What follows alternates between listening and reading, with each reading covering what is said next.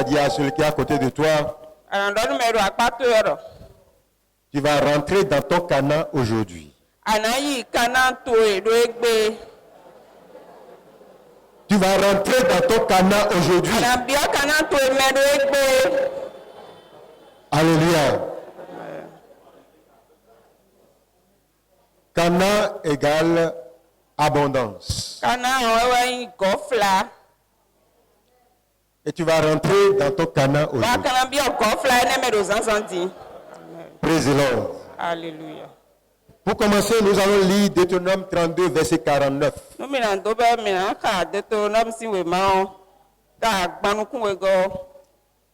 Verset 49.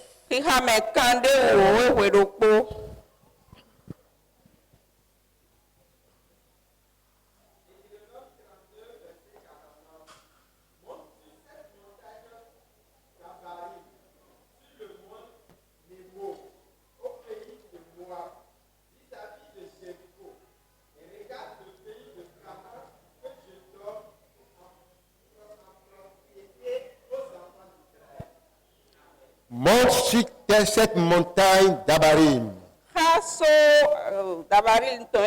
sur le mont Nebo, au pays de Moab, vis-à-vis de Jéricho. Et regarde le pays de Canaan que je donne en propriété aux enfants d'Israël.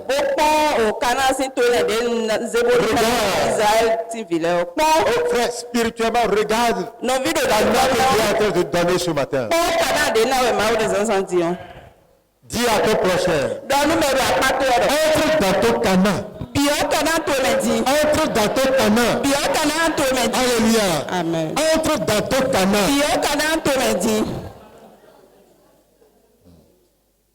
Vous savez, chaque être vivant a son Canaan.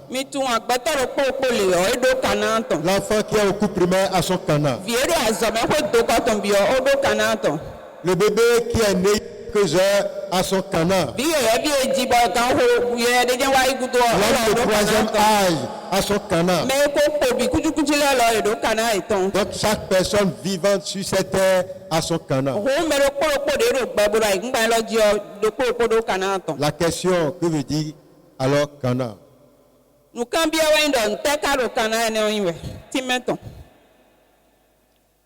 C'était la terre vers laquelle le Seigneur a dit à Abraham, quitte la maison de ton père et va à la terre promise, à Canaan. Il est allé à Mésopotamie, qui est actuel Irak, avant d'aller à Canaan. Alléluia. Alors, il a donné naissance à Isaac, que tu connais. Isaac a donné la vie à Jacob. Jacob en a donné aux 12 tribus.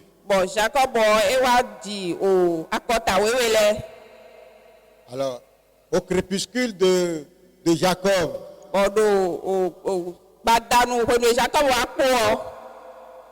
il est allé à cause de la famine d'Égypte avec toute sa famille, où il s'était installé à Gozen.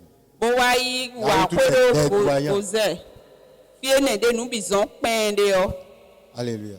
Amen. Mais fut-il un autre roi qui est arrivé, il ne connaît ni Joseph, il ne sait pas ce que Joseph a fait dans ce pays. Il s'est vu menacé par cette croissance exponentielle d'Israël. Et il les a mis en esclavage. Alléluia. Amen. Pendant 400 ans. Et pour d'autres, c'est pendant 430 ans. Ils ont souffert. Ils ont crié à Dieu.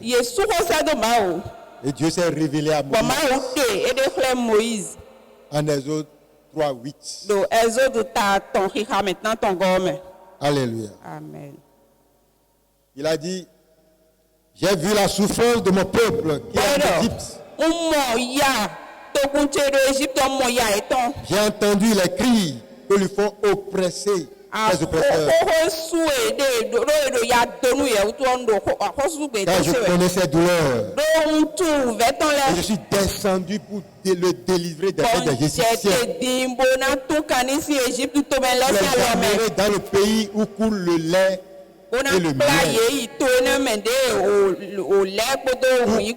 Le miel et le lait.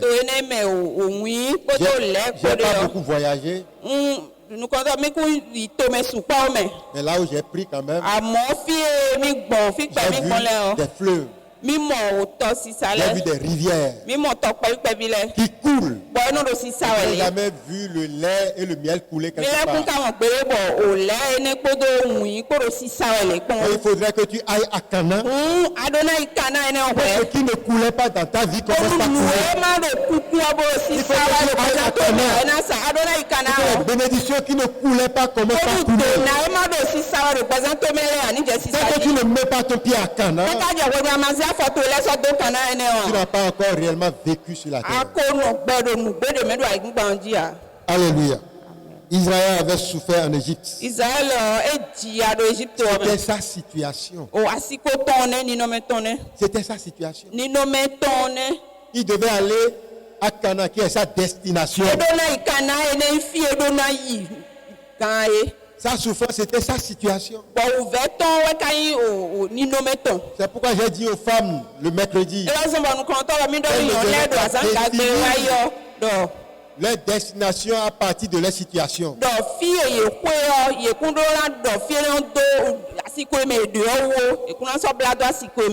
ne dois pas te définir à partir de ta situation. Que ta situation ne définit pas ta destination. Peut-être que tu n'as pas réussi à l'école. C'était ta situation. Peut-être que tu n'as pas eu un bon mariage. C'était ta situation. Peut-être que ton entreprise n'a pas encore bien décollé. Peut-être que tu étais malade. C'était ta situation. Ça ne va pas définir ta destination. Tu vas dire non. Ma situation ne va pas définir ma destination. Et tu vas répéter après moi. Non. Ma situation ne va pas définir ma destination. Au nom de Jésus. C'est quelque chose que tu dois dire et faire.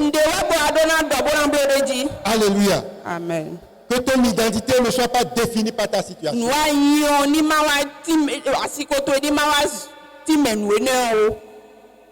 Le Seigneur me charge de te dire ce matin, ta situation va définir ta définition, ta destination, ton but, ton projet. Le Seigneur a un projet pour toi. Il y a un projet pour toi.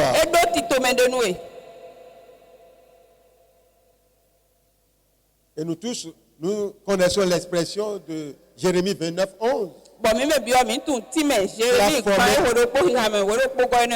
formé un projet pour toi, un projet de paix et de malheur.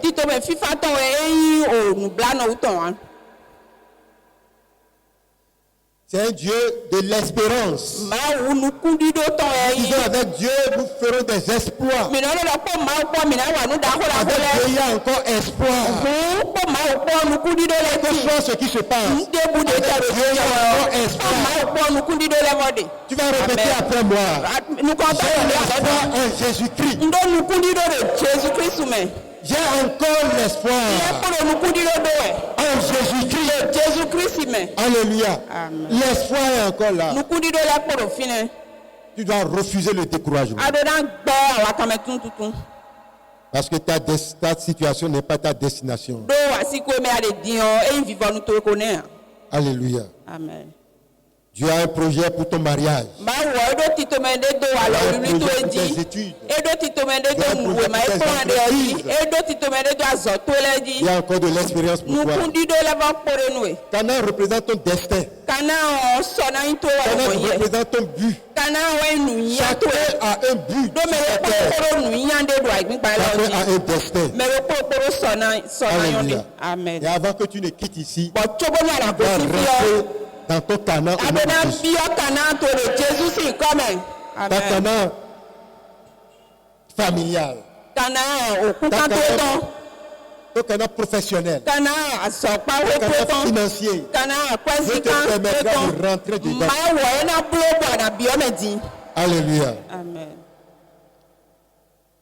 Tant que vous n'avez pas entré dans votre Canaan, vous n'avez pas encore pleinement vécu. L'apôtre Paul a dit, j'ai combattu le vrai combat. J'ai achevé la course. J'ai gardé la foi. Et la couronne de justice m'est réservée. Voilà tout ce que Paul a subi. Mais il a dit qu'il a achevé la course. Il a achevé la course. Il a gardé la foi. Sans la foi, tu ne peux pas aller de l'avant. Il faut que tu aies la foi. Il faut une foi combattante. Pas une foi naufragée. Il y a plusieurs types de foi. Il y a la foi faible. On a dit, j'ai gardé la foi. Il a achevé la course. Mais il n'a pas encore commencé. Il n'a pas encore commencé la course. On a lancé le coup de sifflet.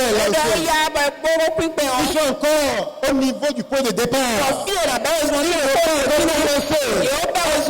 Il a dit, moi j'ai achevé la course. Tu es au niveau. Tu es à quel niveau de ta course? Parce que chacun finira par rendre compte au Seigneur. Il a dit que la couronne de justice lui est réservée. Il parle avec assurance. Le croyant doit parler avec assurance. Tu es à quel niveau de la course? Alléluia. Amen. Lorsque Jésus l'a rencontré sur la voie de Damas, il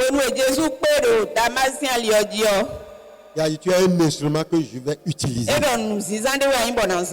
lorsque Jésus lui a parlé, il lui a donné 3 objectifs. Et il a tout parcouru. C'est pourquoi il a dit, j'ai achevé la course et j'ai gardé la foi. Il a gardé la foi jusqu'à sa mort. Le chrétien doit garder sa foi. Quel que soit le ballottage, quel que soit le vent qui souffle, quelle que soit la tempête qui s'est levée, le chrétien doit garder la foi pour traverser le désert. Il te faut la foi. 3 objectifs. Il devait prêcher aux Juifs. Il devait prêcher aux païens. Il devait prêcher aux rois. Il avait prêché aux Juifs. Il avait prêché aux païens. On a vu dans la Bible. À Corinthe, il a prêché aux païens. À Galate, il a prêché aux païens. À Éphèse, il a prêché aux païens. Là où la Diane est adorée, Marie est adorée. Il a prêché aux païens. À Éphèse. À Philippe, il a prêché. Il a prêché aux païens. Et il a prêché au plus grand roi à l'époque. Le plus grand roi, il lui a prêché la parole. Il s'appelait Néron. Il a prêché la parole. Il a achevé la course. Mais toi, tu es à quel niveau? Matthieu 28. Tu es à quel niveau dans la course pour que la foi soit exécuter à quel niveau.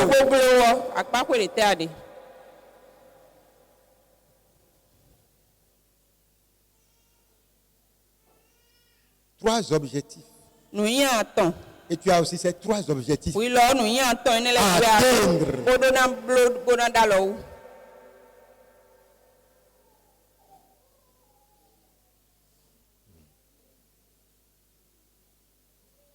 Pour d'autres, pour certains,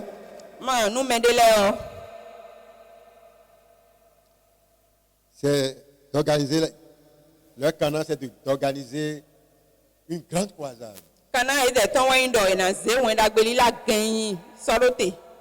Pour d'autres, d'avoir des entreprises à caractère international.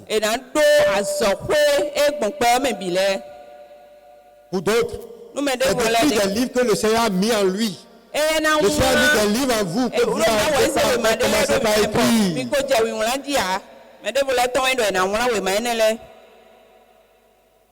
Ça peut être ton canal où tu dois rentrer dedans. Et ce matin, je te dis, entre dans ton canal. La parole dit que l'on sème avec la lame. On récolte avec l'allégresse. Sans la semence, il n'y a pas de récolte.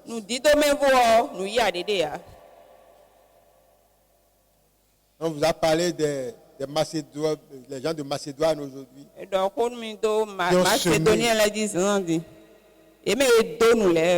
Ils donnent.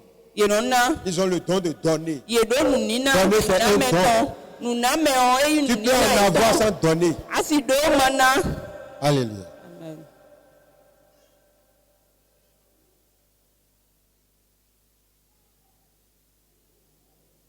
Il y a plus de bénéfices dans le donner que de recevoir.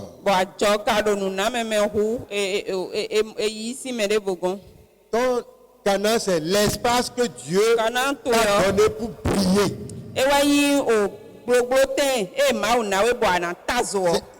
C'est l'espace que Dieu t'a donné pour briller. Alléluia.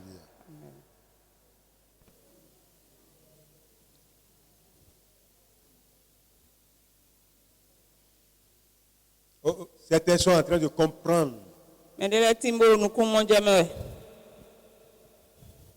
Alléluia. Et je suis vont rentrer dans leur canal.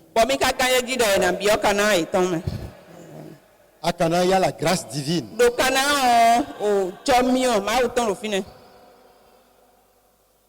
Quand tu ne rentres pas à Canaan, cette grâce divine ne va pas descendre sur toi.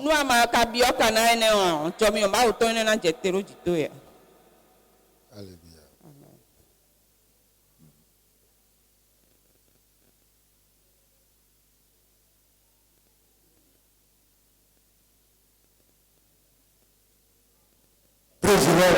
Alléluia. Il y a quelque chose qui se passe dans la vie de quelqu'un là. Sa santé est en train de se transformer. Il est en train de rentrer dans son canal. C'est lorsque tu rentres dedans que ça commence à couler. C'est pourquoi nous avons demandé au Seigneur d'ouvrir notre entendement. Ce que l'Esprit est en train de dire. Alléluia. Amen. C'est à Canaan que l'onction coule. Oh, l'onction est en train de couler dans la vie de l'onction est en train de couler. Alléluia. Amen. C'est l'onction qui brise le joug. Et ouvre-toi pour que ça puisse pénétrer en toi. Que le Dieu qui a changé ta vie déjà puisse changer ta vie à l'instant où là où tu es. C'est l'action qui le fait. Alléluia. Amen. Bartimée était mortifié par sa situation.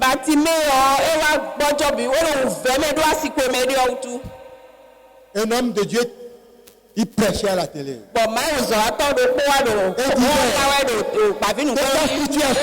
ta situation ne soit pas ta destination. Il avait une femme. Elle s'appelait Marie. Sa mère était comme ça. Et son pied également comme ça. Donc, elle est infime. C'est comme ça, elle marche. Elle suivait. Vous êtes en direct, lui, elle suivait à la télé. La situation ne change pas de destination. Quand elle a saisi, elle n'a pas d'espace pour prier. À la salle de bain. Elle a commencé par prier. Marie, toi qui ne peux pas marcher. C'est ta situation. Tu n'as pas ta destination. Elle refuse que la situation soit ma destination.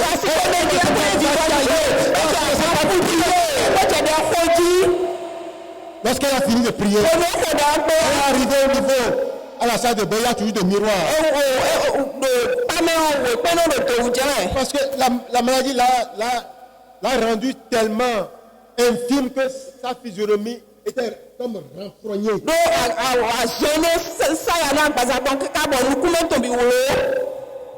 Arrivé devant le miroir, la physionomie ne pas se tendre. Et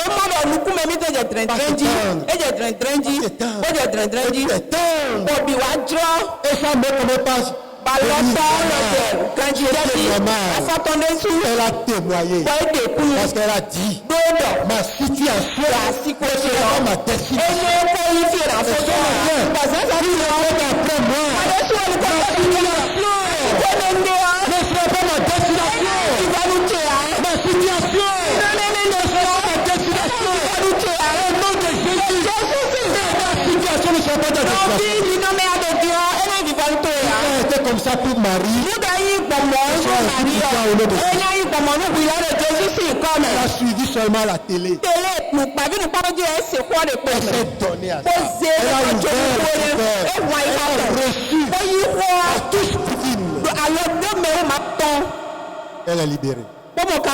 Instantanément.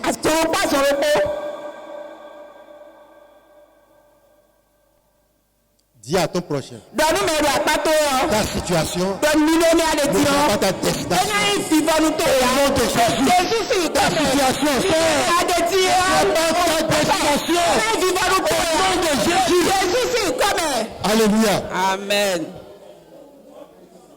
Les gens vont rendre témoignage. Ils vont quitter leur situation.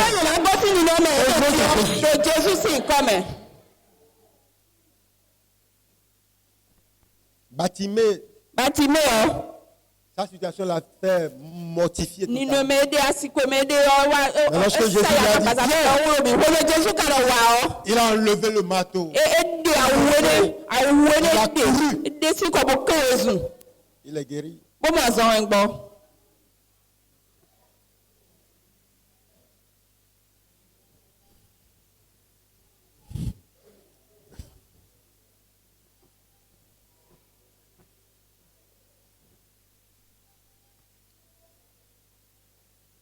Oh, alléluia! Amen. Je sens quelque chose en moi. Amen. La Bible dit c'est ce que tu entends qui te donne la foi. Et c'est cette foi que Dieu veut pour agir. Alléluia. Amen.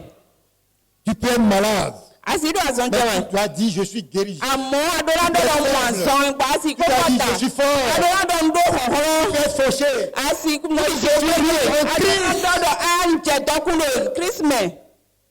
La manière dont tu comprends la parole.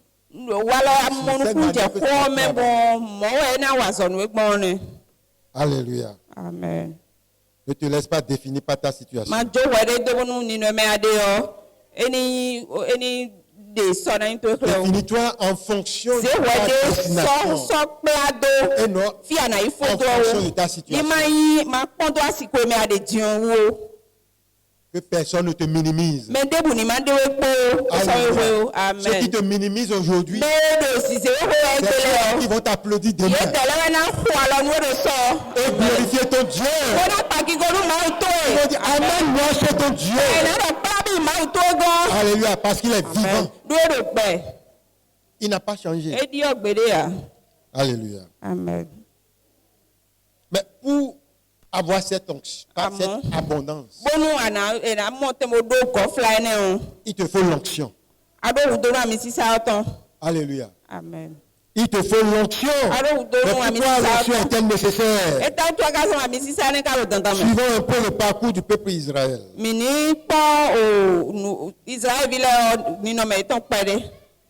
Sous les auspices de Moïse, le peuple Israël a traversé le désert de Chine, le désert de Chine, le désert de Param, pour arriver à la frontière de leur destinée,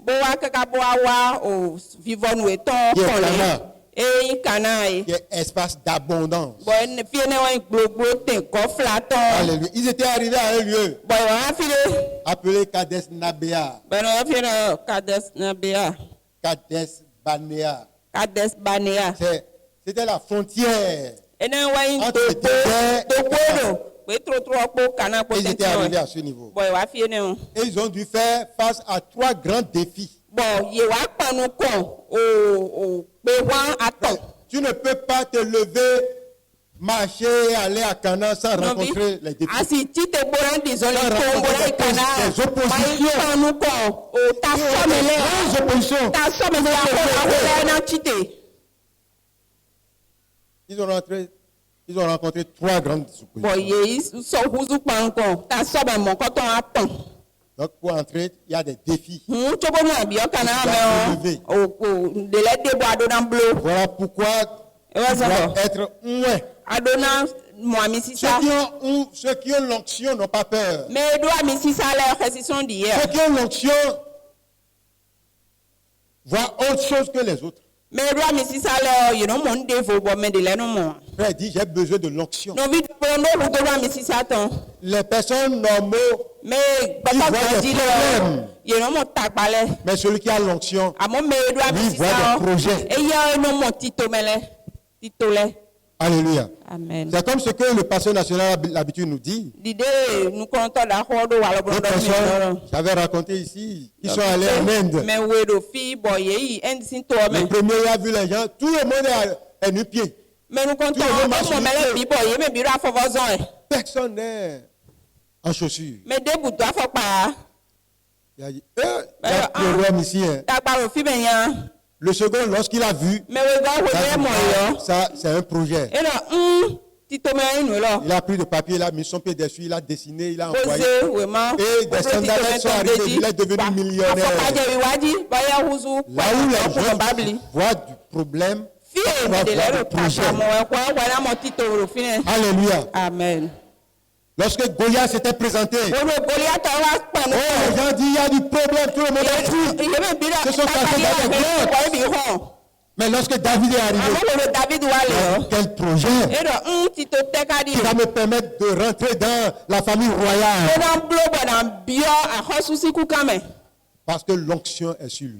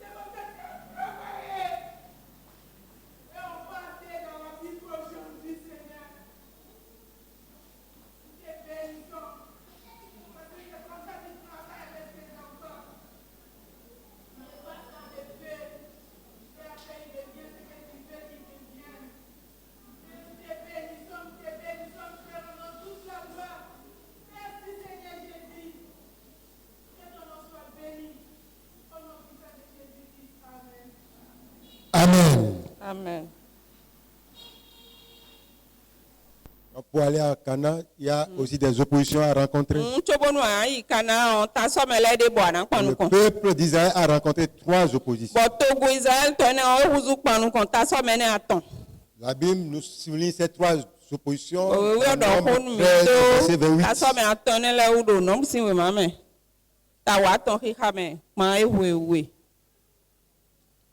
Mais le peuple qui habite ce pays est puissant.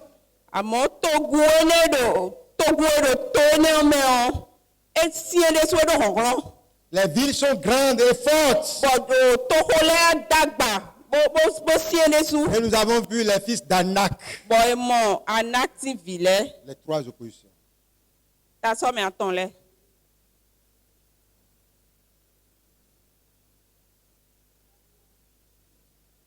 Il y a le peuple.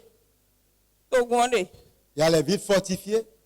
Il y a les enfants d'Anak.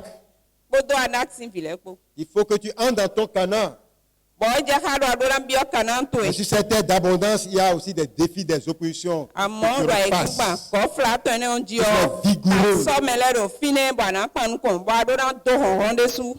Dieu te donne la terre. Il dit, prends-la. C'est à notre responsabilité de la prendre. Tu as besoin de ce bic. Tu en as demandé. Je t'ai tendu la main. Je t'ai tendu le bic. C'est à toi de prendre le bic. Tant que tu ne prends pas ce bic, tu ne seras pas en possession du bic. Quand bien même que c'est là. C'est à toi de prendre. Les bénédictions sont là. C'est à nous de les prendre. C'est dans le monde spirituel. C'est à toi de ramener dans le monde physique.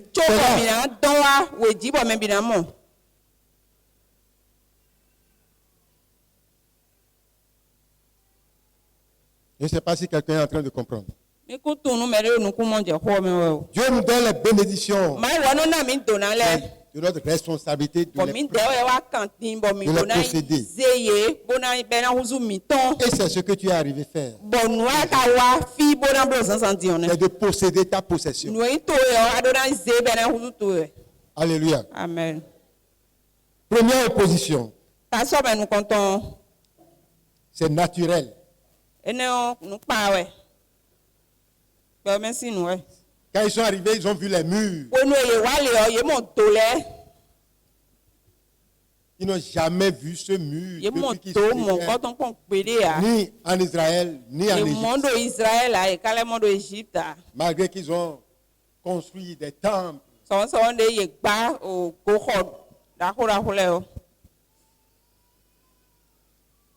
Le mur de Jéricho. Ça fait peur. C'est pourquoi aucune armée n'arrive à les saisir. Lorsqu'ils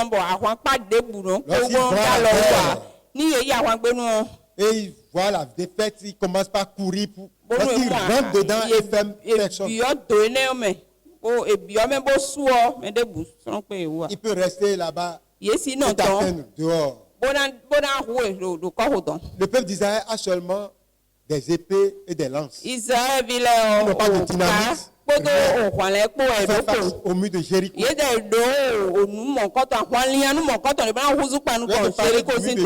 Tu vas savoir.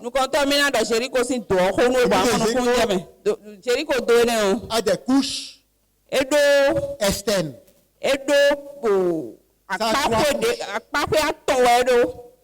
La couche externe qu'on voit là, c'est là. Il y a la couche, portez vos trucs. Il y a la couche, il y a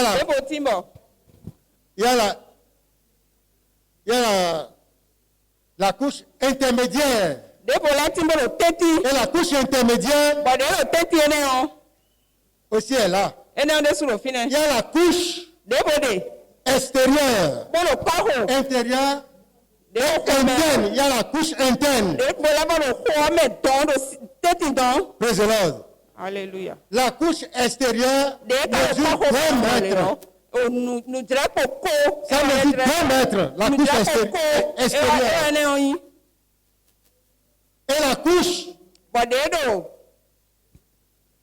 intérieure est là. Lorsque tu quittes la couche extérieure, tu vas voir la couche intermédiaire. La couche intermédiaire, c'est 4 mètres.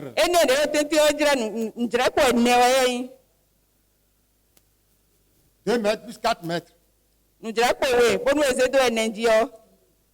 la couche intérieure, ça fait également 4 mètres. Ce qui se passe là-bas.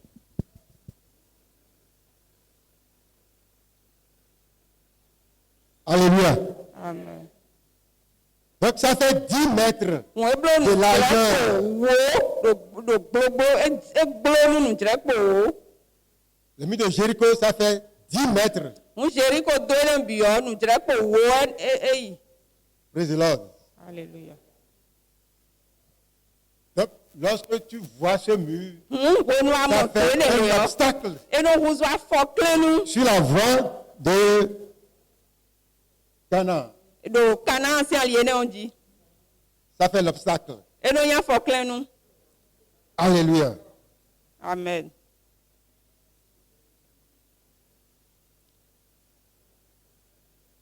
Donc, si ta destinée ne te paraît pas impossible, tu n'as pas encore trouvé ta destinée.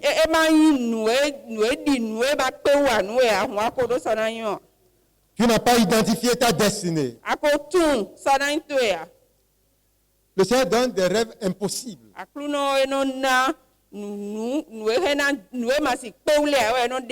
que tes rêves ne sont pas impossibles, tu n'as pas encore trouvé tes rêves.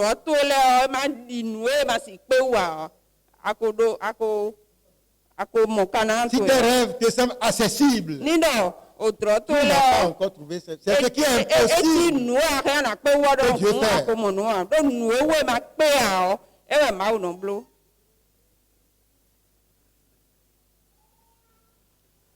Le Seigneur t'a donné de bénir le peuple. Et tu es malade. C'est que tu ne peux pas. Le Seigneur t'a donné de guérir. Et toi-même, tu es malade. Donc c'est impossible. Le Seigneur t'a donné un ministère international. Et tu n'as aucune connexion internationale. C'est impossible. C'est pour cela que Josué a reçu l'onction. Une force au-delà de la sienne. Une intelligence au-delà de la sienne. C'est pourquoi il te faut l'onction. Pourquoi l'onction est nécessaire?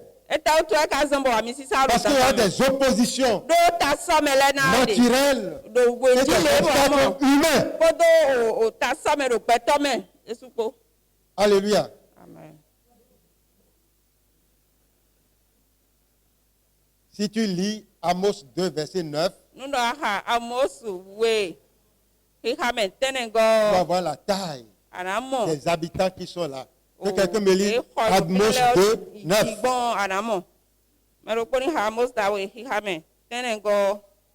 Lorsque nous vous disons portez, vous avez vu? Heureusement que je l'ai vu. Quand j'ai vu l'habit, j'ai dit, c'est bien.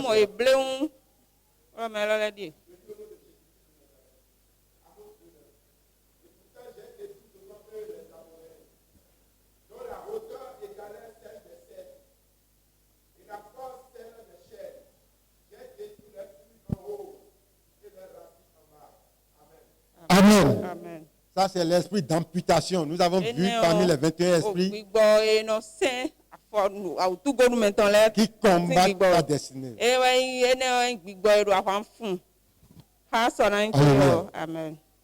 Il a dit qu'il a détruit les Amoréens qui ont la taille de cèdre du Liban. Les cèdres du Liban. Est-ce que vous connaissez la hauteur de cèdre? Si tu vois un homme comme ça, Les cèdres ont 27 mètres de haut. Ils ont 27 mètres de haut. Des hommes qui ont 27 mètres de haut.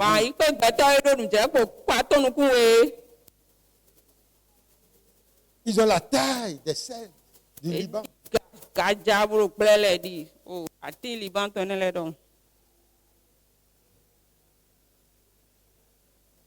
Ton Amoréen. Ça peut être ton professeur d'université qui n'a pas voulu que tu aies ton diplôme.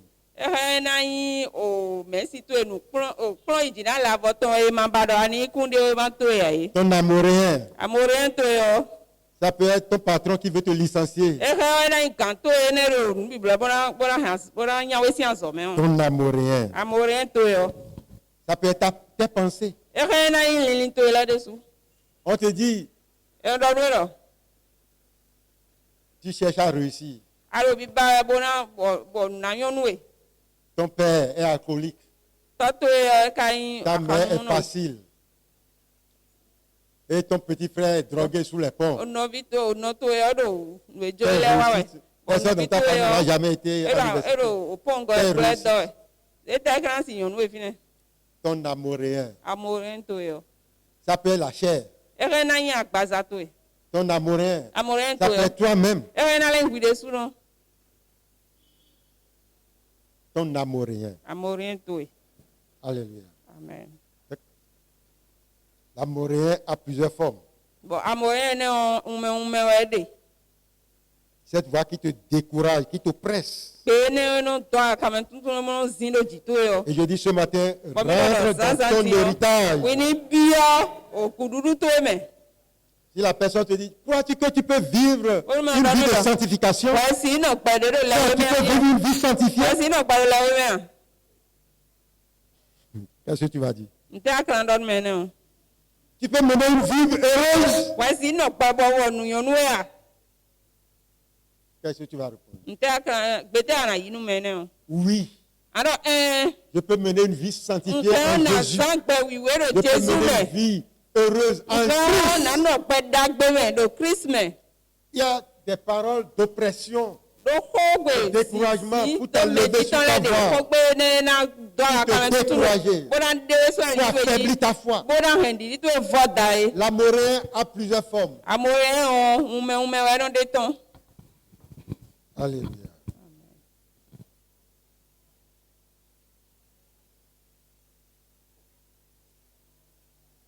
Donc, nous avons vu le premier obstacle qui est externe. Nous avons vu les Amoréens. Et troisième opposition, c'est les Anak. Les Anakim. Anak. Philim. Lisons Genèse 6, verset 4.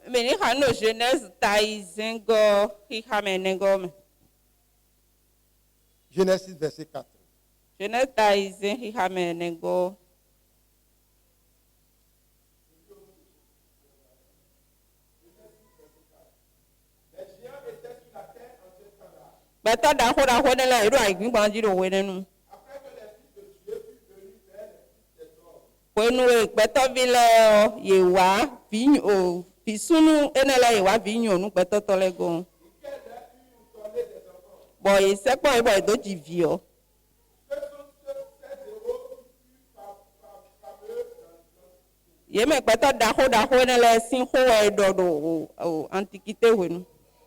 Amen.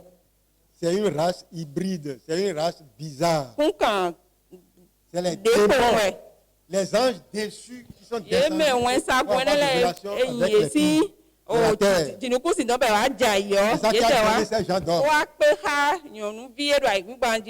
Et si tu vois, ils ont la tête d'animaux et le corps humain.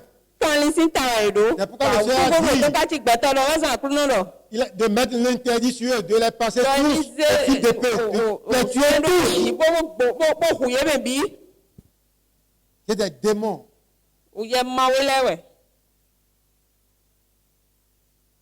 Et c'est eux qui vont affronter. Bon, il est ouais. Le français courant parle des arrières de Moab. Donc, des êtres normaux. Moab si kudo le dio do hodo wen e gbeto ganjia ye be le do kini si ta on la tête wa tu go le ton gbeto ou du cheval. O de pole ye do usu Et le reste se si ta bon e ko bi ku no yin gbeto. C'était ces gens-là qui existent. Gbeto un me barabara mo ko ton le tin dai. Quand tu veux avancer, l'esprit de pauvreté, de maladie qui avait dominé tes aïeux, tes ancêtres, tes grands-parents, ces démons que t'as tenté, tes œuvres n'ont pas pu dominer. C'est là pour s'opposer à toi. Et lorsque tu arrives à la battre, c'est que toute ta lignée est délivrée. Ils ne veulent pas que tu les combats et avoir le si tu arrives à les combattre et avoir la victoire, c'est que à partir de toi, il y a une lumière pour la famille.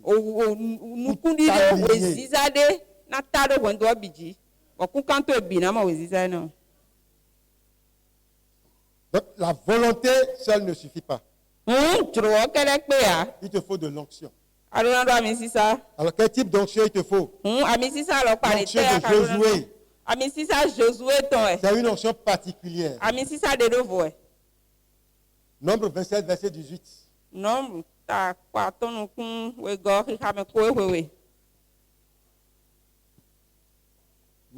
27, verset 18.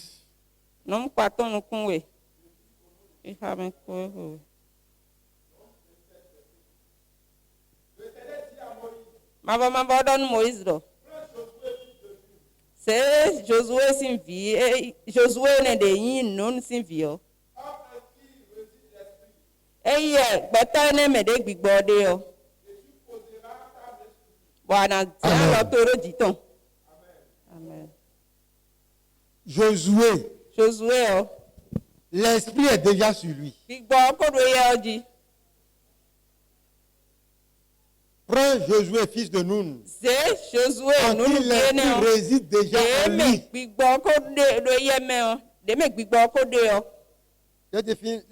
La chair ne peut pas te faire traverser. Non, jamais. Alors, c'est celui qui est dominé par l'esprit. Celui qui passe le temps dans le jeûne. Celui qui passe le temps dans la prière. Celui qui passe le temps dans la lecture biblique. Celui qui passe le temps dans la méditation. Celui qui passe le temps dans les livres spirituels. Celui-là a déjà l'esprit sur lui.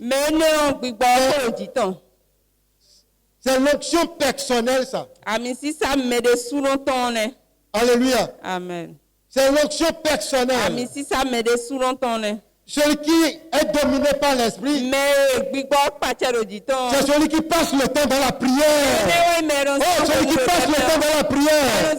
Celui qui a une vie de prière efficace. Celui qui passe le temps dans la lecture de la parole. Celui qui a une vie de méditation adéquate.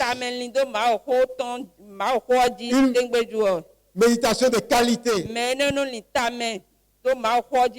Celui qui passe le temps avec Dieu. Celui qui a de relations avec Dieu. Celui-là, l'esprit est déjà sur lui. L'esprit est déjà sur Josué. C'est l'onction individuelle. Mais qu'est-ce que le Seigneur a dit? Le verset 20. Lis-moi le verset 20.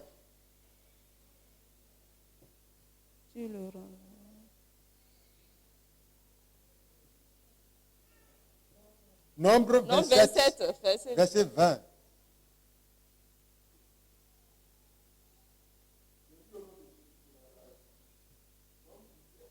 « 27, ce que tu viens de lire, tu as lu 18, tu continues, tu lis le verset 20.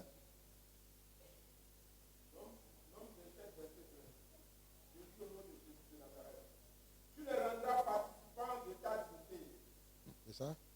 Le verset 27. Oui, non, 20, c'est ça. C'est ça. Tu le rendras. Participant. Tu le rendras participant de ta dignité.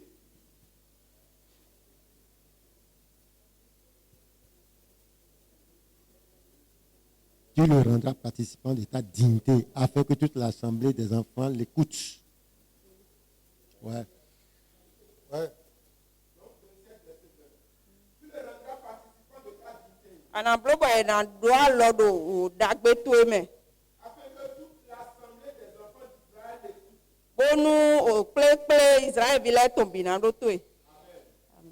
Amen. Amen. L'onction, l'esprit qui est déjà sur Josué, cette onction personnelle lui a permis de gagner les batailles. Il a permis de gagner les batailles. Mais ça ne lui permet pas de rentrer à Canaan.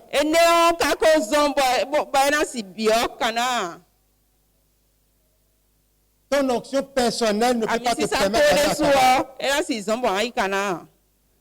Le Seigneur dit à la fin du verset 18, de les mains. De lui imposer les mains. C'est un homme qui réside l'esprit. Tu poseras ta main sur lui.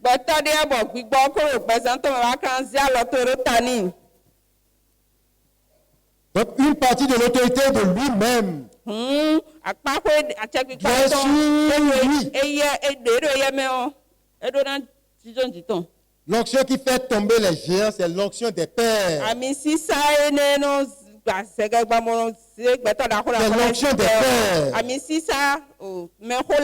Ton onction peut te faire gagner certaines batailles. Mais c'est l'onction des pères. C'est pourquoi il faut la soumission, l'humilité. Tu peux aller à la pêche, prendre les fruiteurs, à border, fléter, les aquavis, les capes. Il y a certaines poissons que tu ne peux pas. Tu peux gagner certaines batailles. Mais il te faut l'onction des pères. Alléluia. Tu vas demander à Dieu de te donner un cœur d'humilité. Beaucoup de personnes ont perdu leur destinée parce qu'ils sont insoumis.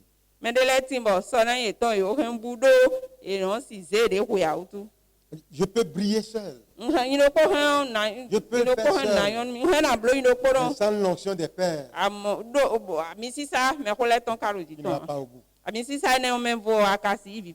Si tu écoutes la prédication de révérend Jikan, tu vas voir ce qu'il a dit des pères. Alléluia. Donc il nous faut un cœur soumis, un cœur obéissant à la parole, à Dieu et à l'autorité spirituelle. Parce que l'orgueil précède la chute. Donc tu as besoin de l'humilité. Est-ce que commencer par chanter? Je me livre totalement. Tu peux m'utiliser. Je me livre totalement. Si tout en toi n'est pas livré au Seigneur, il y a encore une certaine partie en toi que tu retiens. C'est la totalité de toi pour l'utiliser. Ce que tu es, ce que tu as, ce qui suivra. Tu n'es que gestionnaire. Tu as donné le pouvoir, la force de les accueillir.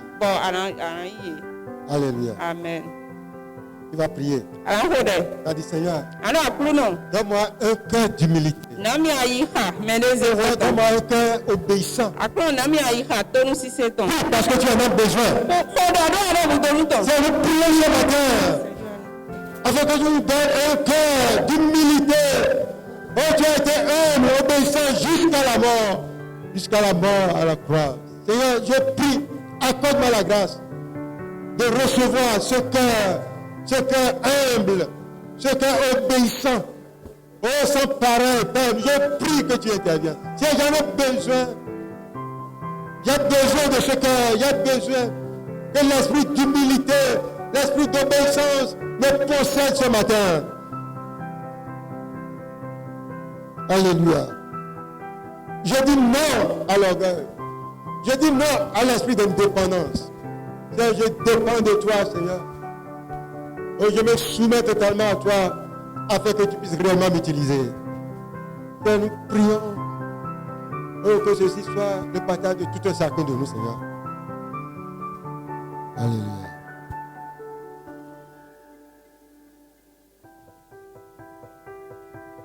Au nom de Jésus. Jésus, c'est comme. Les deux personnes prient. Mais oui, si le message est bien suivi, deux personnes prient. Mais oui,